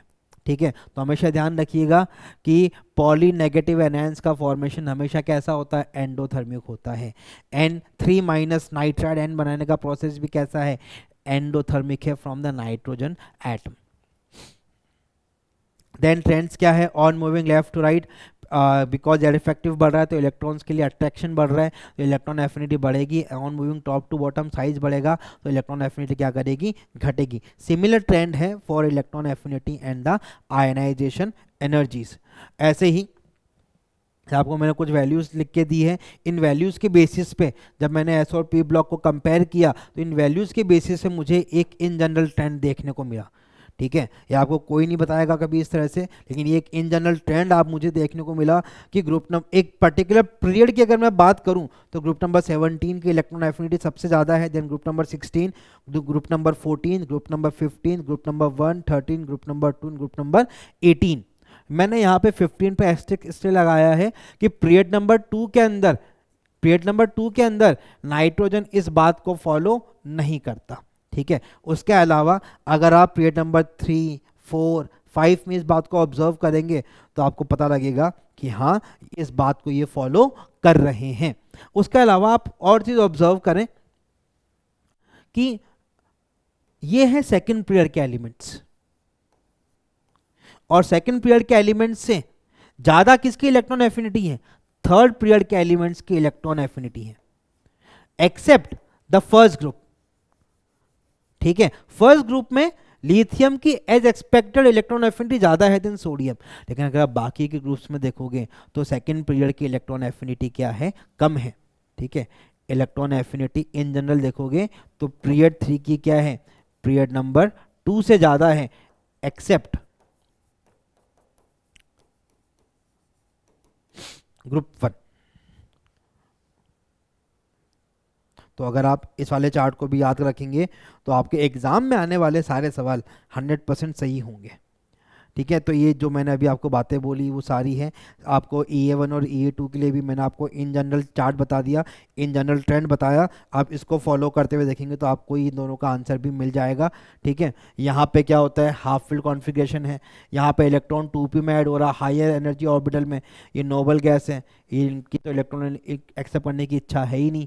तो ये सर, ये फॉस्फोरस आगे क्यों आ गया? बिकॉज बेटा फॉस्फोरस का साइज़ क्या होता है, नाइट्रोजन से ज़्यादा है। तो जो इनकमिंग इलेक्ट्रॉन है वो उतना रिपल्शन फेस नहीं करता जितना कि नाइट्रोजन में करता है, इसलिए फॉस्फोरस का जो इलेक्ट्रॉन एफिनिटी है वो क्या है बेटा, इसके लिए इलेक्ट्रॉन लेने की इच्छा है, उसके इलेक्ट्रॉन का एंथैल्पी का साइन कैसा है, नेगेटिव है। ठीक है। तो ये भी जो इलेक्ट्रॉन एफिनिटी के ट्रेंड्स हैं इनको भी अपन आप नोट कर सकते हैं, डिटेल के अंदर अपन पी ब्लॉक में इन्हें कवर कर लेंगे। अब आपको क्या करना है, यहाँ पे साइंस बताने हैं। ठीक है। O से O प्लस क्या होता है, इलेक्ट्रॉन आप निकाल रहे हो तो ये एंडोथर्मिक प्रोसेस है। O प्लस से O2 प्लस भी इलेक्ट्रॉन रिमूव कर रहे हो तो एंडोथर्मिक है। तो with respect to the neutral atom, जब भी आपको साइन की बात की जाएगी ना, with respect to neutral atom बात करोगे तो न्यूट्रल एटम से इलेक्ट्रॉन्स निकालना एंडो होता है। अब अगर फॉरवर्ड एंडो है तो बैकवर्ड कैसा होगा, एक्सो होगा। बैकवर्ड कैसा होगा, एक्सो होगा। O से O माइनस ये प्रोसेस कैसा होता है, एक्सो। O माइनस से O2 माइनस कैसा होता है, एंडो। तो रिवर्स प्रोसेस को देखना पड़ेगा आपको, रिवर्स प्रोसेस कैसा होगा, एक्सो, रिवर्स प्रोसेस कैसा होगा, एंडो। तो न्यूट्रल एटम के रेस्पेक्ट में आप जब इन एक्सो और एंडो को कंपैरिजन करोगे तो आपके लिए काम क्या पड़ेगा, आसान पड़ेगा। आइए अपन बात करते हैं किसकी, अब इलेक्ट्रोनेगेटिविटी की। तो इलेक्ट्रोनेगेटिविटी क्या होता है बेटा, इलेक्ट्रोनेगेटिविटी होता है एक रिलेटिव टेंडेंसी है। ये क्या, एक रिलेटिव टर्म है जिसमें क्या होता है कि जो शेयर इलेक्ट्रॉन्स हैं वो किसी एक एटम की तरफ ज़्यादा अट्रैक्शन फील करते हैं। जैसे एक बॉन्ड बनाया आपने, AB बॉन्ड, अगर यहाँ पे A इज मोर इलेक्ट्रोनेगेटिव तो क्या होगा, A के ऊपर पार्शियल नेगेटिव चार्ज आ जाएगा और बी पे क्या होगा, पार्शियल पॉजिटिव चार्ज आ जाएगा। ये शेयर इलेक्ट्रॉन्स, अगर ए और बी की इलेक्ट्रोनेगेटिविटी बराबर होती, ये इलेक्ट्रॉन्स को अट्रैक्ट करने की टेंडेंसी ए और बी की बराबर होती, तो इलेक्ट्रॉन एग्जैक्टली क्या होते, दोनों एटम्स के बीच, न्यूक्लियस के एग्जैक्टली बीच में होते। लेकिन अगर ए की टेंडेंसी इलेक्ट्रॉन्स को अट्रैक्ट करने की ज़्यादा है तो इलेक्ट्रॉन्स क्या करेंगे, they will be attracted more towards A. अगर बी की ज़्यादा है they will be attracted more towards B. और जिसकी इलेक्ट्रोनेगेटिविटी ज़्यादा है, जिसकी टेंडेंसी ज़्यादा है शेयर इलेक्ट्रॉन्स को अपनी तरफ अट्रैक्ट करने की, उस पर पार्शियल नेगेटिव चार्ज आ जाता है और दूसरे पर चार्ज क्या आ जाता है, पार्शियल पॉजिटिव आ जाता है। इसकी वजह से बॉन्ड्स कैसे हो जाते हैं, पोलर बॉन्ड हो जाता है। Now these are called polar covalent bonds. ठीक है। और यहाँ पे अगर दो एटम्स के बीच में इलेक्ट्रोनेगेटिविटी का डिफरेंस 2.1 से ज़्यादा हो जाता है तो वो बॉन्ड जो है it will be termed as ionic bond. ठीक है। और अगर 2.1 से कम है तो that's called a polar covalent bond. और इन जनरल अपन बोलते हैं कि 0.4 से भी कम अगर इलेक्ट्रोनेगेटिविटी का डिफरेंस है बिटवीन द टू एटम्स तो वहाँ पे जनरली वो बॉन्ड कैसा कंसिडर किया जाता है, नॉन पोलर बॉन्ड कंसिडर किया जाता है। स्ट्रिक्टली इलेक्ट्रोनेगेटिविटी का डिफरेंस एग्जैक्टली 0, तब वो बॉन्ड कैसा होगा, नॉन पोलर बॉन्ड होगा। ठीक है। तो ये डिफरेंस है बिटवीन इलेक्ट्रॉन एफिनिटी, इलेक्ट्रोनेगेटिविटी।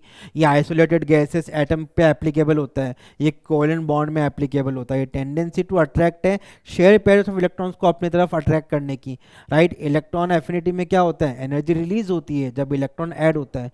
एक एनर्जी टर्म है, ये एनर्जी का टर्म नहीं है, ये किलोजूल पर मोल यूनिट है, यूनिटलेस होता है ये। ठीक है। फिर अलग अलग टाइप की स्केल्स यूज़ की जाती हैं टू मेजर द इलेक्ट्रोनेगेटिविटी, जैसे पॉलिंग स्केल। ठीक है। पॉलिंग स्केल यूज़ होती है, मोलिकन स्केल यूज़ होती है, ऑल्फ्रेड रोशो स्केल यूज़ होती है। इनमें से सबसे इंपॉर्टेंट स्केल कौन सी है, पॉलिंग स्केल है।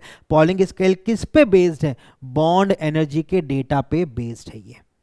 ठीक है। और इस पॉलिंग स्केल पे अपन क्या करते हैं, एक रेफरेंस एटम लेते हैं और रेफरेंस एटम क्या है, फ्लोरीन, जिसकी इलेक्ट्रोनेगेटिविटी क्या कंसिडर की गई है, 4 कंसिडर की गई है।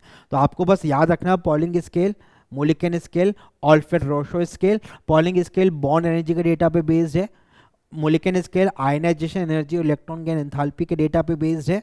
ठीक है। और ऐसे ही जो ऑल्फ्रेड रोशो स्केल है वो जेड इफेक्टिव और रेडियस पे बेस्ड है। इनमें से मोस्ट इंपॉर्टेंट स्केल कौन सा है, पॉलिंग स्केल, जहाँ पे अपन क्या कर रहे हैं, इलेक्ट्रोनेगेटिविटी फ्लोरीन का कितना ले रहे हैं, 4 ले रहे हैं। तो ये इलेक्ट्रोनेगेटिविटी का डेटा है पॉलिंग स्केल के ऊपर। यहाँ पे इंपॉर्टेंट कौन कौन से हैं, fluorine, chlorine, bromine, iodine, oxygen, sulphur, nitrogen, phosphorus, carbon, hydrogen, ये इंपॉर्टेंट है। उनको याद करने का तरीका क्या है, सबसे ज़्यादा fluorine, then oxygen, nitrogen, chlorine का इलेक्ट्रोनेगेटिविटी ऑलमोस्ट ऑलमोस्ट बराबर होता है।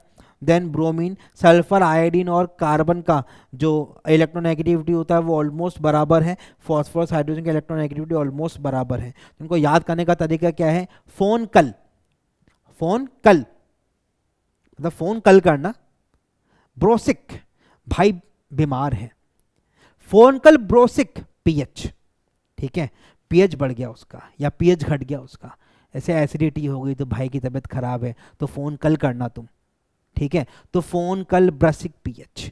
तो इस तरीके से आप क्या कर सकते हैं, ये पॉलिंग स्केल का डेटा याद कर सकते हैं। पीरियड नंबर 2 में आप देखोगे बेटा तो यहाँ पे क्या हो रहा है, 0.5 से आपको इंक्रीमेंट देखने को मिलेगा। ओके, देन ये मोलिकन स्केल और अल्फ्रेड रोशर स्केल हो गया। उसके बाद एप्लीकेशन ऑफ इलेक्ट्रोनेगेटिविटी, तो सबसे पहला है metallic character and non metallic character. तो मेटेलिक कैरेक्टर क्या करेगा बेटा, on moving down the group बढ़ेगा, non metallic character on moving down the group घटेगा। पहली चीज, metallic character on moving left to right घटेगा and non metallic character on moving left to right बढ़ेगा, ठीक है। मेटेलिक कैरेक्टर का मतलब क्या होगा, tendency of an atom to lose the electron, जो आसानी से लूज करेगा इलेक्ट्रॉन उसका मेटेलिक बिहेवियर ज़्यादा है। नॉन मेटेलिक बिहेवियर का मतलब क्या होगा, tendency of an atom to accept the electron, तो जो आसानी से इलेक्ट्रॉन गेन कर लेगा उसका नॉन मेटेलिक कैरेक्टर क्या होगा, ज़्यादा होगा। इसलिए on moving top to bottom electron lose करने की टेंडेंसी बढ़ जाती है, इसलिए मेटेलिक कैरेक्टर बढ़ जाता है। On moving left word electron को गेन करने की टेंडेंसी बढ़ जाती है, इसलिए नॉन मेटेलिक कैरेक्टर क्या होता है, बढ़ जाता है। सबसे ज़्यादा नॉन मेटेलिक कैरेक्टर वाला जो एलिमेंट है पीरियोडिक टेबल में वो कौन है, फ्लोरीन, और सबसे ज़्यादा मेटेलिक कैरेक्टर वाला जो एलिमेंट है वो कौन है, सीजियम, ठीक है। बॉन्ड स्ट्रेंथ, इलेक्ट्रोनेगेटिविटी का डिफरेंस अगर दो एटम्स के बीच में बढ़ता है तो वहाँ पे क्या होता है, बॉन्ड स्ट्रेंथ भी इन जनरल क्या करती है, इंक्रीज करती है। तो HF bond is more stronger than HCl, HBr and HI bond. और एक केमिकल बॉन्डिंग से बता सकते हो कि यहाँ पे 1s और 2p की ओवरलैपिंग, यहाँ 1s 3p, यहाँ 1s 4p, यहाँ 1s 5p की ओवरलैपिंग है। तो ओवरलैपिंग वीक होती जा रही है, इसलिए बॉन्ड स्ट्रेंथ क्या होती जा रही है, यहाँ पे वीक होती जा रही है। फिर नेचर ऑफ हाइड्रोक्साइड्स, तो जब आप बात करते हैं कोई भी आपके पास जो हाइड्रोक्साइड है वो एसिडिक होगा या बेसिक होगा, जहाँ पे OH बॉन्ड है वो एसिडिक है या बेसिक है, it is based on the electronegativity का डिफरेंस। सोडियम और ऑक्सीजन में इलेक्ट्रोनेगेटिविटी का डिफरेंस है 2.6, ऑक्सीजन हाइड्रोजन में इलेक्ट्रोनेगेटिविटी का डिफरेंस है 1.4। तो जिस बॉन्ड का इलेक्ट्रोनेगेटिविटी का डिफरेंस ज़्यादा है, पानी में जाने के बाद वो बॉन्ड क्या करेगा, आसानी से ब्रेक डाउन होगा। तो यहाँ पे ये Na का बॉन्ड टूटेगा तो OH माइनस बन जाएगा, तो बेसिक हो गया। HOCl के अंदर H और O का इलेक्ट्रोनेगेटिविटी का डिफरेंस है 1.4 और Cl का डिफरेंस है 0.5, तो यहाँ पे ये HO बॉन्ड टूटेगा तो H प्लस बन जाएगा, इसलिए ये क्या होगा, एसिडिक होगा। और ये आपको मैंने बताया था कि इलेक्ट्रोनेगेटिविटी 2.1 से ज़्यादा है तो बॉन्ड में कैसा नेचर आता है, आयनिक नेचर आता है। इलेक्ट्रोनेगेटिविटी का डिफरेंस अगर 2.1 से कम है तो वहाँ पे बॉन्ड का नेचर कैसा, कोवेलेंट आता है, और 2.1 के बराबर है तो 50% कोवेलेंट एंड 50% आयनिक नेचर वहाँ पे आपको देखने को मिलता है। अगला है nature of oxides. In general हमें क्या पता है, मेटल्स के ऑक्साइड कैसे होते हैं, एसिडिक होते हैं, कैसे होते हैं, बेसिक होते हैं। और नॉन मेटल्स के ऑक्साइड कैसे होते हैं, एसिडिक होते हैं। इसका मतलब क्या है कि आप जब नॉन मेटल्स के ऑक्साइड को वाटर में डिसॉल्व करोगे तो वो क्या करते हैं, एसिडिक सॉल्यूशन की फॉर्मेशन करते हैं, इसलिए इनका नाम एसिडिक ऑक्साइड्स है। और जब आप क्या करते हैं, कुछ ऑक्साइड जिनको पानी में डिसॉल्व करो और वो क्या करे, बेसिक सॉल्यूशन प्रोड्यूस करे, तो उन्हें अपन क्या बोलते हैं, बेसिक ऑक्साइड्स बोलते हैं, ठीक है। तो नॉन मेटल्स के ऑक्साइड इन जनरल कैसे होते हैं, एसिडिक होते हैं, और मेटल्स के ऑक्साइड कैसे होते हैं, इन जनरल बेसिक होते हैं। तो down the group metallic character बढ़ता है तो डाउन द ग्रुप क्या होगा, ऑक्साइड्स का बेसिक नेचर बढ़ेगा, and on moving left to right metallic non metallic character बढ़ता है, इसलिए वहाँ पे क्या होगा, एसिडिक नेचर क्या करेगा, इंक्रीज करेगा ऑक्साइड्स का। इस बेसिस पर कुछ ट्रेंड्स आपको मैंने लिख के दिए कि on moving down the group basic nature क्या कर रहा है, इंक्रीज कर रहा है। On moving down the group basic nature increase कर रहा है। कीप इन माइंड कि बेरिलियम का ऑक्साइड कैसा होता है, एम्फोटेरिक होता है, इसलिए बेरिलियम को आप एल्कलाइन अर्थ मेटल नहीं बोलते हैं। On moving left to right acidic nature क्या कर रहा है, इंक्रीज कर रहा है। Sodium magnesium oxide are basic, silicon से क्लोरीन के ऑक्साइड कैसे हैं, एसिडिक, और Al2O3 कैसा है, एम्फोटेरिक है। और जैसे जैसे सैंडल एटम पे ऑक्सीडेशन नंबर बढ़ता है तो वहाँ पे क्या होता है बेटा, एसिडिक नेचर भी क्या करेगा, इंक्रीज करेगा। ठीक है, फजान सुल की वजह से कोवलेंट कैरेक्टर वहाँ पे ज़्यादा आ जाएगा, राइट। और कोवलेंट कैरेक्टर ज़्यादा आने पे क्या होता है, नेचर ऑक्साइड का कैसा हो जाता है, एसिडिक हो जाता है। ठीक है, तो +4 +6 एसिडिक नेचर बढ़ गया। ठीक है, यहाँ पे +3 से +5 एसिडिक नेचर बढ़ गया। ये +3 है, ये +4, ये +5 है, एसिडिक नेचर बढ़ गया। यहाँ पे ये +4, ये +6 एसिडिक नेचर बढ़ गया। यहाँ पे ये +3 है, यहाँ पे ये +5 एसिडिक नेचर बढ़ गया। ये एक एक्सेप्शन है जो ध्यान रखना है आपको। H3PO2 के अंदर कितना है, +1, H3PO3 +3, H3PO4 +5। ठीक है, तो एक एक्सेप्शन है जो आपको ध्यान रखना है कि H3PO2 का भले ही ऑक्सीडेशन नंबर फॉस्फोरस का कम है, लेकिन यहाँ पे क्या है बेटा, एसिडिक नेचर क्या है, ज़्यादा है। ठीक है, फिर ये एक चार्ट है जिसमें आप क्या कर सकते हैं, ऑक्साइड्स का बिहेवियर ऑब्जर्व कर सकते हैं। ठीक है, तो अगर आप देखें सबसे पहले आपको एम्फोरिक ऑक्साइड्स को ध्यान रखना है। तो BeO, V2O4, V2O5, V2O4 is more basic. ठीक है, V2O5 इज मोर एसिडिक। दोनों का बिहेवियर कैसा होता है, दोनों का बिहेवियर एम्फोटेरिक होता है। ठीक है, देन Al2O3 Ga2O3 दोनों के दोनों कैसे हैं, एम्फोटेरिक है। ZNO एम्फोटेरिक है, Cr2O3 एम्फोटेरिक है। टिन और लेड के सारे ऑक्साइड्स कैसे हैं, एम्फोटेरिक है। ठीक है, एंड अमंग मेटोलाइट्स आर्सेनिक और एंटीमनी। ठीक है, अमंग मेटोलाइट्स आर्सेनिक एंड एंटीमनी के अंदर +3 वाले कैसे हैं, एम्फोटेरिक होते हैं। ठीक है, तो आप सबसे पहले ये एम्फोटेरिक एलिमेंट्स को ध्यान रखेंगे। अगर ये एम्फोटेरिक एलिमेंट सॉर्टेड है कि पता है कि ये एम्फोटेरिक हैं, तब आप न्यूट्रल को ध्यान रखेंगे। तो CO, NO, N2O कैसे होते हैं, न्यूट्रल होते हैं। उसके बाद आप मेटल्स के ऑक्साइड पर ध्यान देंगे, राइट। तो अगर पहले आप कोई भी सवाल जब देखेंगे तो इनको ऑब्जर्व करेंगे, इनमें से कुछ है क्या, फिर आप इसे ऑब्जर्व करेंगे। जब ये दोनों हो गए तब आप मेटल्स पे आएंगे। मेटल्स में इन जनरल क्या होता है, +1 +2 +3 कैसे होते हैं, बेसिक होते हैं।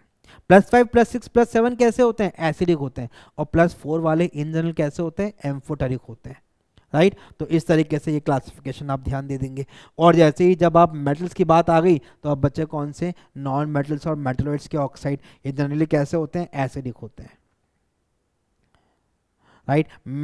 मेटलॉइड के ऑक्साइड्स, मेटलॉइड्स कौन कौन से हैं, मेटलॉइड्स कौन कौन से हैं,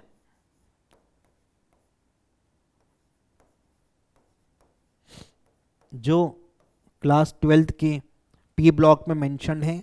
ठीक है, पीरियोडिक टेबल में 5 मेटलॉइड्स बोले हैं, arsenic, antimony, selenium, tellurium and germanium. आज सबसे तेजी, आज सबसे तेजी, बस ये ध्यान रखिए। तो मेटलॉइड्स के ऑक्साइड्स कैसे होते हैं, एसिडिक होते हैं, एक्सेप्ट आर्सेनिक एंड एंटीमनी के +3 वाले। उसके अलावा इनके जितने भी पॉसिबल ऑक्साइड्स हैं वो सब के सब कैसे हैं, एसिडिक हैं, right. Moving on to the last slide of the rapid revision series for the periodic properties, जिसमें है anomalous properties of second period element. तो सेकंड पीरियड एलिमेंट्स का जो बिहेवियर होता है वो उनके बाकी के दूसरे ग्रुप एलिमेंट से अलग होता है, बिकॉज सेकंड पीरियड एलिमेंट्स का साइज क्या होता है, काफ़ी ज़्यादा छोटा होता है, उनकी आयनाइजेशन एनर्जी काफ़ी ज़्यादा होती है। ठीक है, उनके अंदर डी ऑर्बिटल्स प्रेजेंट नहीं होते हैं, तो उसकी वजह से बहुत सारे प्रॉपर्टीज़ क्या करते हैं, वेरी करते हैं, राइट। तो जैसे बेरिलियम और लिथियम है, इनके जो कंपाउंड्स होते हैं वो नॉर्मली कैसे होते हैं, कोवेलेंट होते हैं, लेकिन इनके बाकी ग्रुप मेंबर्स क्या करते हैं, वो आयनिक कंपाउंड्स की फॉर्मेशन करते हैं, राइट। सेकेंड पीरियड के एलिमेंट्स नॉर्मली उनकी कोवेलेंसी 4 होती है, लेकिन बाकी ग्रुप मेंबर्स की कोवेलेंसी 4 से ज़्यादा भी हो सकती है। वो क्या करते हैं, अपने डी ऑर्बिटल्स का इन्वॉल्वमेंट ले लेते हैं। सेकेंड पीरियड एलिमेंट्स की आयनेशन एनर्जी क्या होती है, उनके रेस्पेक्टिव बाकी के ग्रुप मेंबर्स से काफ़ी ज़्यादा होती है।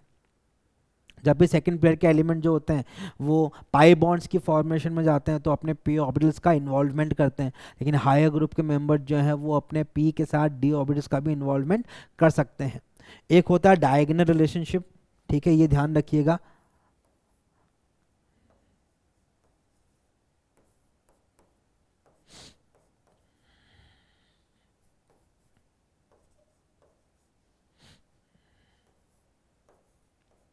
ठीक है, डायगोनल रिलेशनशिप पे ध्यान रखिएगा कि जो सेकंड पेयर के एलिमेंट्स होते हैं ना, उनकी प्रॉपर्टीज जो है अपने से नेक्स्ट ग्रुप वाले मेंबर्स ग्रुप में जो उनका सेकंड मेंबर है उनसे मैच करती है।